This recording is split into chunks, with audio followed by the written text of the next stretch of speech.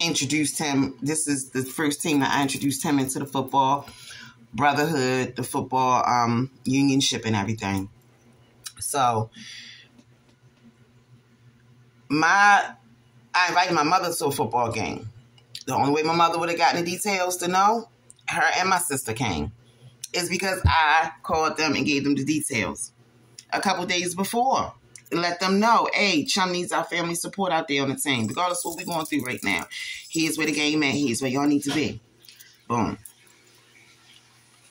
Quentin ends up seeing my mother and my sister come on the field before I do. Because I'm over there talking to the mothers of the other parents. And we're talking about some other things and the team, networking. That's what parents do. All out there. Talk amongst each other, amongst the team and everything. I look ugly with this shit on. Shit. I don't care. You gotta go to hell to get to heaven. But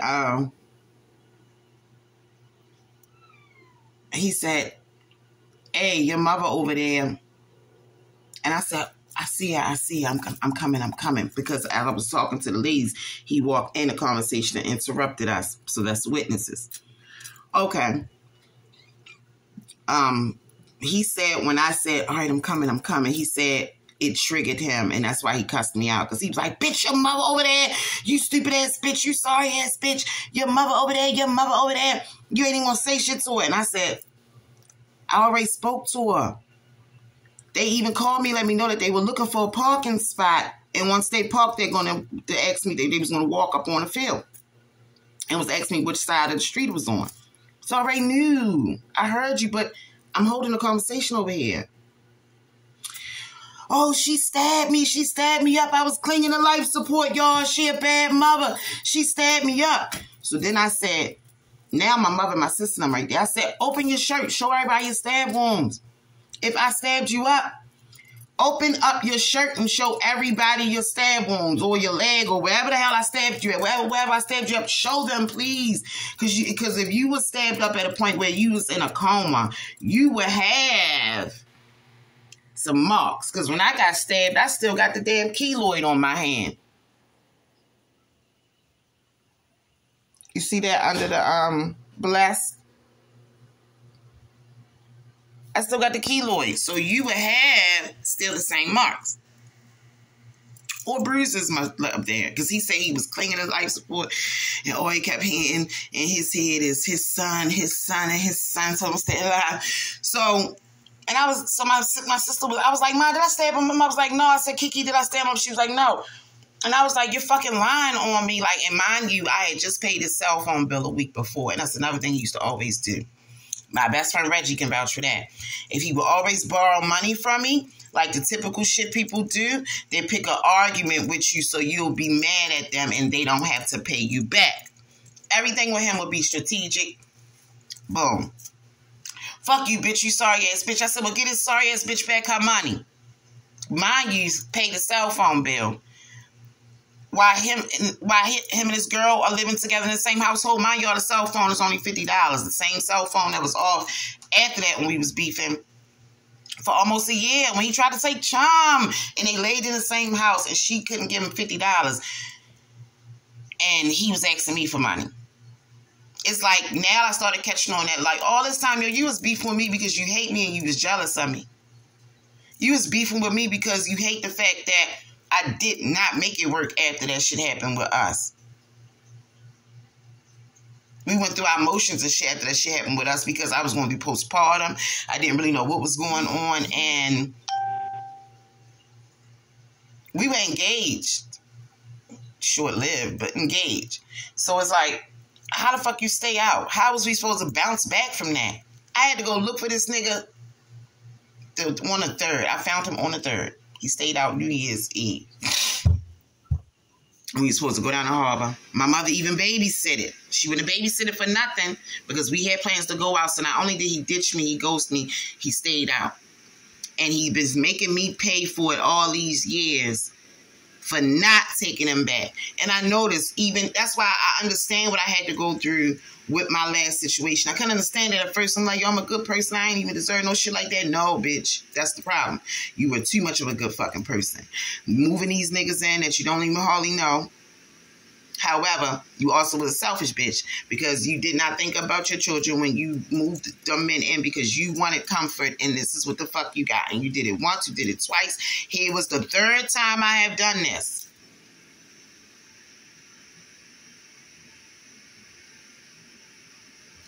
With the situation that I was currently in over a year ago. So I had to be broken down to that magnitude and see everything in a full light because I met Quentin 11 years ago.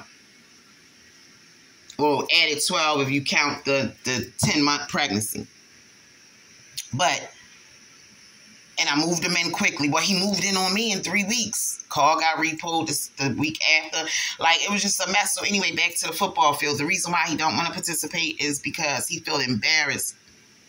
He got to look at the very same people that he lied to about me.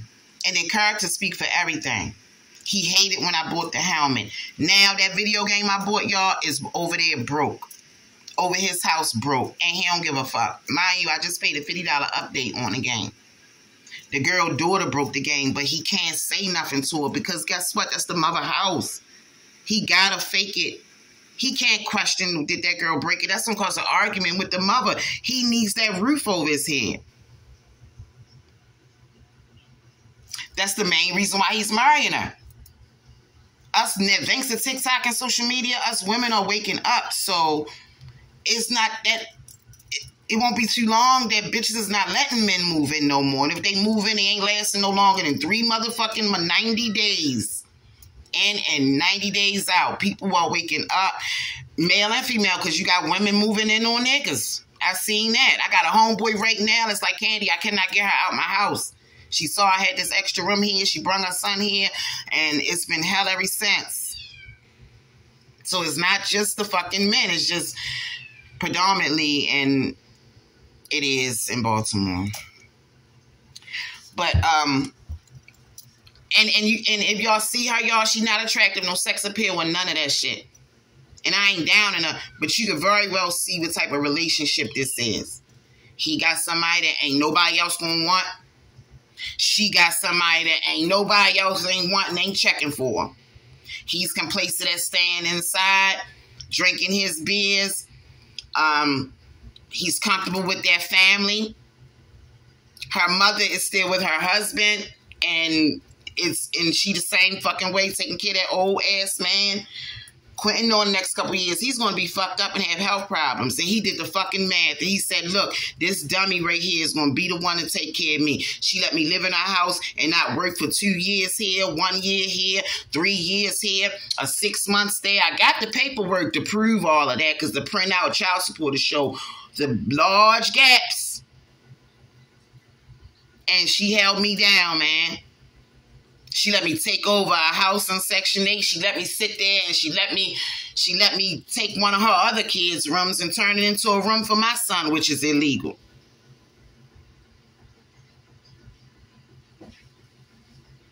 You know? I ain't gonna leave this girl alone. I groomed this dummy. I made this dummy feel like, oh my God, like she got somebody, which she got a kept man, baby. I know I love you, but I really can't go nowhere. I love you and I need you. All that family Quentin portrayed to have and everything, when he is down, all that summer he had chum, they were eating fucking oodles and noodles and grits. Chum, what you eat today? Oh, we had some oodles and noodles last night. Hey, chum, you eat breakfast this morning? What you eat, oodles and noodles?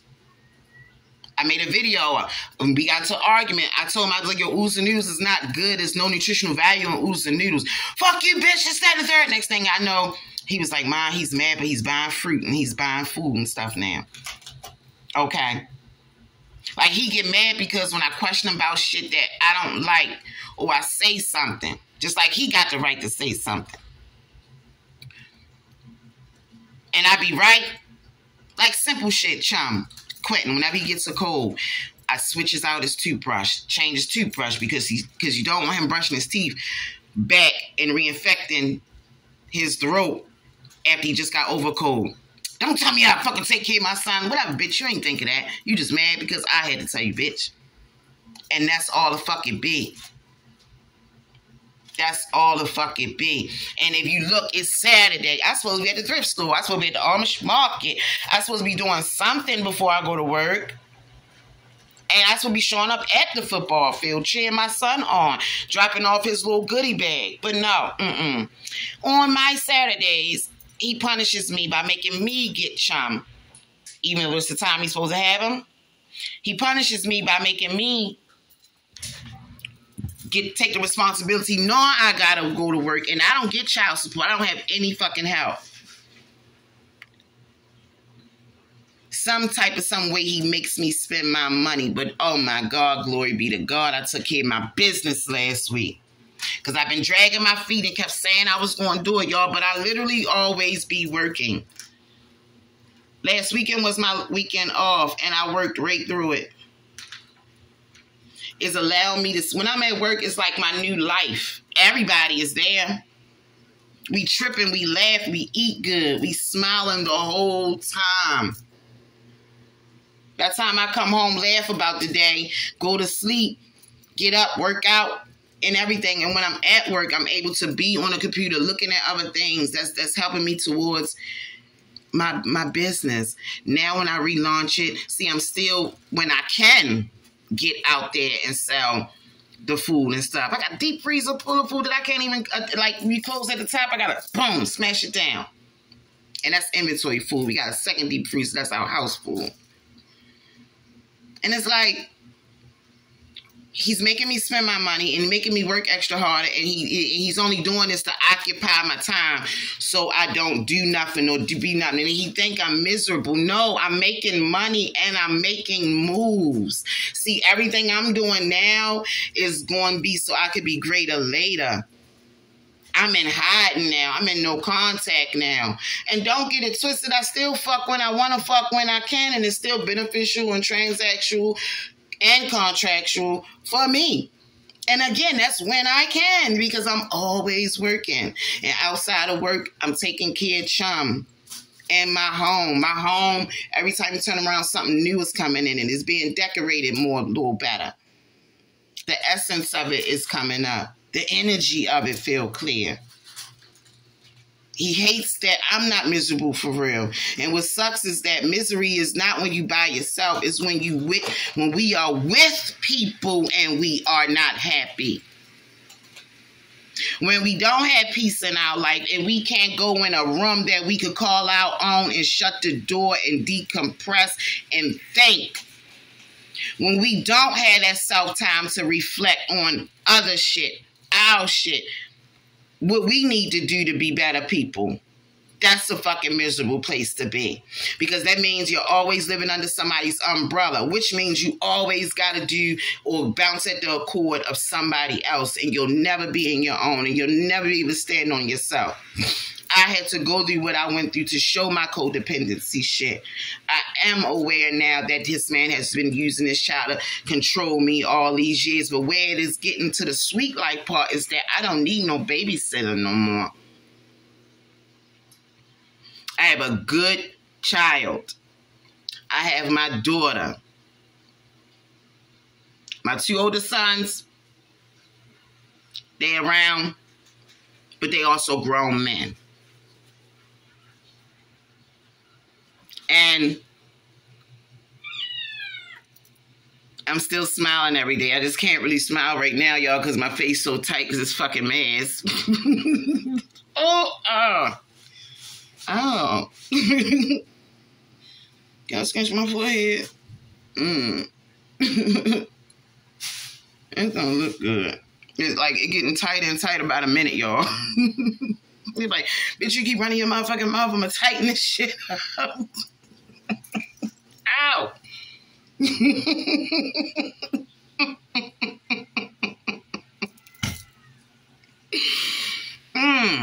But I'm telling you, y'all, I could not ask for where my life is about to go.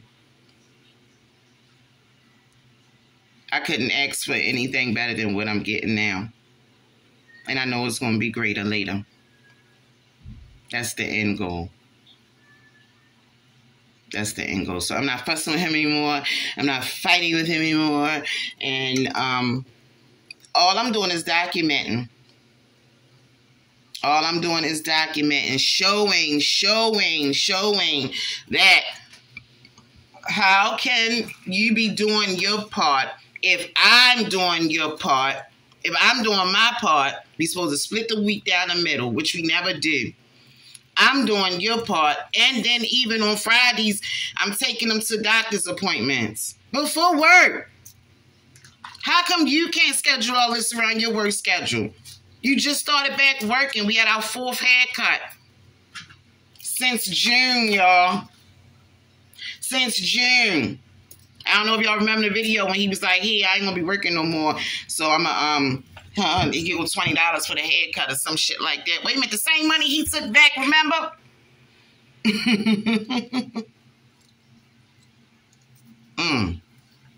And I'm trying to get a moment where I can at least upload some videos that I got in this phone. And I wish I didn't lose that other phone. Damn, and that phone just had a lot of summer shit in it, me and Chum. And life been moving on. Motherfuckers think you miserable. You really not. I got peace. I got peace that I ain't been used to in 10 years. This is my time to fucking shine. And I'm finding out so much shit about myself. Like, oh my God. Now I'm really not tolerating shit that I don't like. Nobody's gonna give me less than what I deserve any fucking more. And I'm gonna date multiple people. And I'm really doing better at holding him accountable so I can at least get me some space and some time to do me. Like, prime example, he's sending him home today in a Lyft. Now, isn't this backwards? I said, why don't we switch the dates? You get Sunday to Tuesday. No, I want my Thursdays. How, when you have to send him right back on Friday or you have to send him right back on Saturday for me to deal with him? You know why? Because you know that I have him all week. Up until when you're supposed to have him, and as long as I got him, that split up my weekend and I still don't get to do shit. Don't get to make no moves. Don't get to do nothing. I see you, bitch. But the court's gonna see you too, bitch. They gonna look at all this and say, wait a minute, we looking at the dates, we looking at the times, we're looking at the videos of our having him on Saturdays. We're looking at the videos that, sir, is this the Saturday or the days that you supposed to have him? Yeah, but I told her I vowed to not be in that football. No, he vowed to not go on that field because he don't want to be fucking embarrassed. He vowed to not stand out there with those men. I was talking to my homeboy yesterday that was over here, and I was like, yo, he one of them socially awkward men. And I didn't get a chance to get to know him before I moved him in. But, I mean, he one of the ones that you can't really, like, he'll think somebody looking at him or he thinks somebody looking at you, or he'll stand off to the side. Everybody on the field that don't even know each other, they slapping hands and dapping down, be shaking, giving them five or nothing. It's like he's not normal. And I'm not even going to go into the conversations me and my son have. But, oh, I can't wait till Chum get older. So he can stand up for himself with him. But in the meantime, you won't let me get my time. That's okay. No more talking. No more asking you, too. The proof is in the pudding. Chum will be here at 12. 12 o'clock is that 12 to 1 window where I get ready for work. I get out the door every day at 1. Just to be on time. I be early. But you want to come in between my money. Come in between my time. And still not help me? Like, come on, y'all. We did not even get a something. No, we didn't get no back to school clothes from him. When I send him, I have to send him with a uniform, Dad. And he bought himself an Apple phone and an Apple Watch. Gonna tell me, yeah, I'm trying to pay for these trips. I got this job just to pay for these trips. We gotta start taking trips. Okay. Me and Chum took a couple. We not even talking about trips right now. It's like he always gotta try to one-up me. Sean used to try to do that. But it's so crazy how people can go from being your friend or something like that to being your opponent. We are literally around people that are possibly jealous. And jealous for what? I don't know. But they be jealous of your stability. Like, oh my God, that girl got peace. And I got to sit here and listen to whatever somebody say. And I got to go with the flow, whatever somebody do. And if they change their locks, I'm assed out. My life literally changed in a blink of an eye. If a bitch take a trip to Home Depot, ain't that something? When your life wells in the hands of Home Depot. God gonna get you, Quentin, because he see what you doing. And see, I've been so distracted with Charlie and them shit and the grandkids shit and everything. And speaking of which, this how I know I'm healing and getting in a better place with the codependency shit when it comes to my son. Me and my daughter talk every day. She got a key. She just was over here. Just paid for the girl hair to get braided. I ain't even tell y'all how much, but that's what I get because even time she was little, I was like, that's my only daughter. She get whatever she want. She just bite me in my ass today. But, where was I at? Because I know I talk too much. Because I'm on one today. I had a gummy. But, where was I at? What was that? Damn, y'all, I forgot that quick. I got distracted with the cat, started talking about gummy. I need to stop. My little ADHD needs to stop. But, oh, where was I?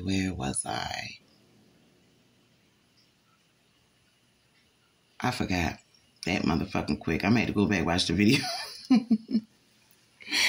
But, y'all, nonetheless, man, it is what it is. It is what it is. At the end of all of this, I am going to have the last laugh. I am going to just keep doing what I'm doing. I stay out the way. I mind my business. Oh, that's what it was. This how I know I'm getting past the codependency shit with my son. My daughter said, "Ma, Bree hit me up on Instagram and she said she haven't heard from Charlie." The old me would go looking for Charlie because a mother could just in a blink of an eye go find a kid. And I would do that all the time, y'all. Oh my God, I ain't seen my son. This and that shit. Sean had been in the bed and seen me get up 1, 2 o'clock in the morning, go hunting him down and finding him within hours. Hunting him down verbally on the phone, can't find him. By that break of dawn, I'm showering, I'm in that car, gonna go find my baby. But here's the cycle. My baby will get mad at me every time I find him. You know why? Because he was running for the same people that's looking for him. Then when you go find him, only to go find him to find out, but yeah, I mean, I had put him out, but I ain't put him out. Like, I just told him he could leave, but I ain't put him out. And he normally come back in a day or two, but it was just 3 or 5 days. And it just was oh my God, somebody's got him or something because he would have been came back by now. And I'm like, so you hit us up, panicking, worrying about him. Well, and that's my fault. Me doing too much. Remember I did a video saying I do too much. I put on that Superwoman cape and I am in action. My boss even said that, Candy, he didn't say I do too much. He was like, you was a good officer. He was like, you always in action. Always ready to go. Always ready to take care of stuff around a building or anything. I'm always moving. I'm always doing what I'm supposed to do. I got a certificate yesterday.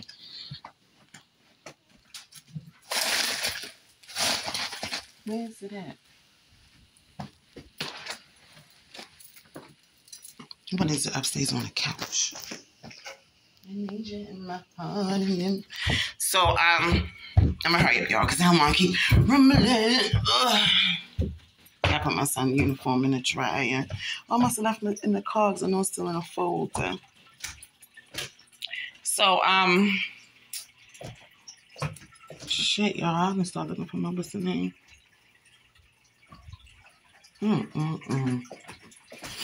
Let me slow this brain down. Plus, I had coffee this morning, y'all. Coffee and a gummy, and I'm all but they said I'm always in action. I'm always ready to do some shit.